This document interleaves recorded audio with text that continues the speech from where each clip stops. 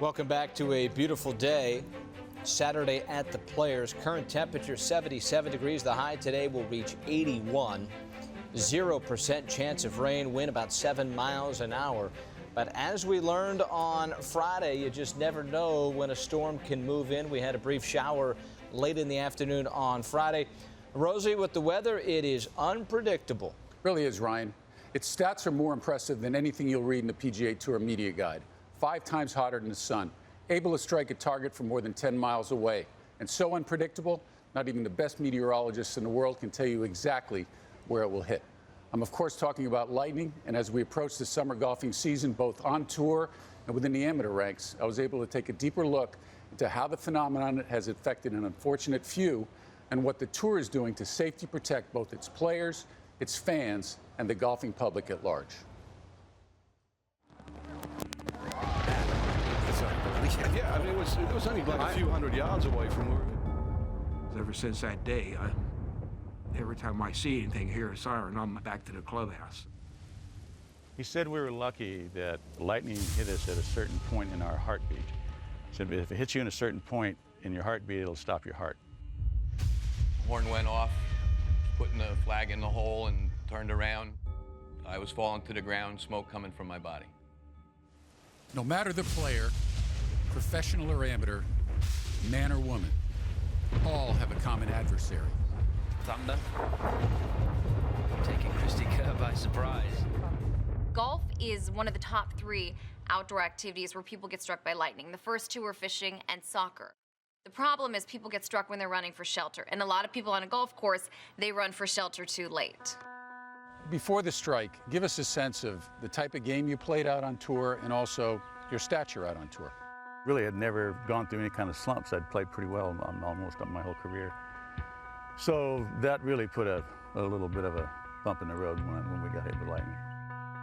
40 years ago, Jerry Hurd was in a group with Lee Trevino during the second round of the Western Open when he made a decision that changed his life.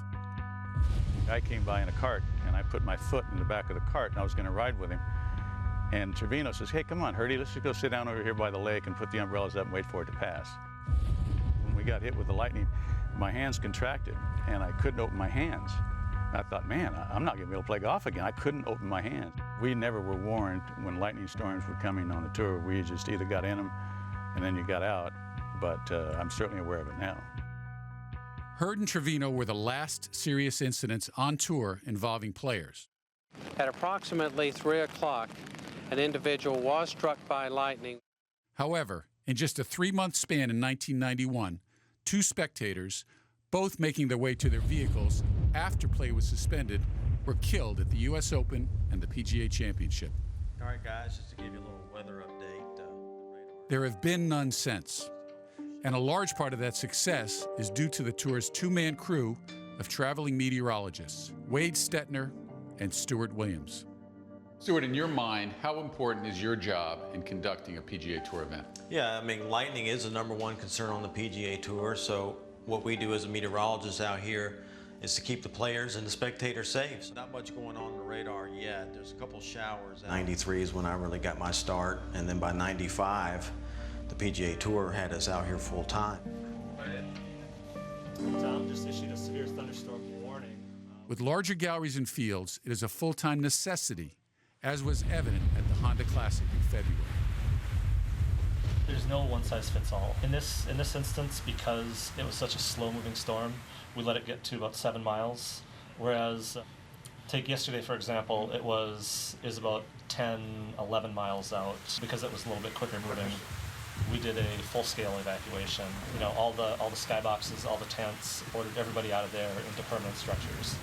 Over the years, the PGA Tour has prided itself on becoming the gold standard among sports organizations when it comes to lightning awareness and safety. You've got to make sure everybody's out, players, spectators alike. It used to be up to the officials, referees, or whoever to make the decision. Well, guess what? They're not meteorologists. It still helps to have a meteorologist either on the phone you can call or have one right there on site that can advise them, hey, you need to stop. I think golf is way ahead of the curve compared to other sports. Following the tour's lead, the golfing public has gained a leg up when it comes to keeping themselves safe on the course and minimizing fatalities. Between 2001 and 2013, lightning-related deaths were reduced dramatically by 75%. I think the public is becoming more educated on this, and there's a lot of technology these days. Everyone has apps on their phone. People can measure the distance from where they're standing to the hole now on their phone on an app. So you can put the radar on your phone too. When I'm on a golf course, I'm constantly looking at the radar if I know storms are coming, and I know when I should leave. But there are still stories of the unlucky few who couldn't escape the phenomenon's unyielding wrath. Two-time major champion Retief Goosen was playing with his cousin when he was struck at the age of 16 on a course in his native South Africa. I'm definitely not comfortable out on a golf course when there's lightning around now. I was always reminded, you've been given a second chance, make the most you can, and I've always had that in the back of my mind too. Massachusetts golfer Michael Utley wasn't as fortunate, sustaining life-changing injuries after his brush with death on Cape Cod in 2000. Basically, I had to relearn how to do everything, from swallow to walk, couldn't do anything. I laid there in bed and I had to move my finger. I had to move the other finger. I had to concentrate and learn how to swallow again. I had to try to lift my leg. You just lay there and you look at the clock and you look at the seconds tick by and they tick and tick and tick. And interesting thoughts through your mind when you're immobile just laying there. Grabbed my club, and the next thing I know, we hear this big boom. Then there's John Scross of Chester County, Pennsylvania. Scross was playing at a charity scramble on a clear, cool day when suddenly he and one of his playing partners, John Needham, were hit. The only lightning strike of the day, according to the Weather Service. I was laying on the ground about 4 feet away from John. I turned around and I saw him laying there, and he was shaking and, smoking. Actually, his body was smoking. So we went right to the hospital from the golf course, and then they came out and pronounced him dead. So it was kind of a horrific day for us. As for Hurd, who was a 4-time winner on tour before his incident, he won just once more after being struck. His career marred by excruciating back pain, stemming from the strike, as well as other injuries. And even though he was never the same after that day, he says luck was on his side that afternoon. I have regrets that I got hit and I couldn't compete longer, but I've been told that a lightning bolt would light up New York City for a day, so we were very lucky. Scary, scary stuff, Rosie.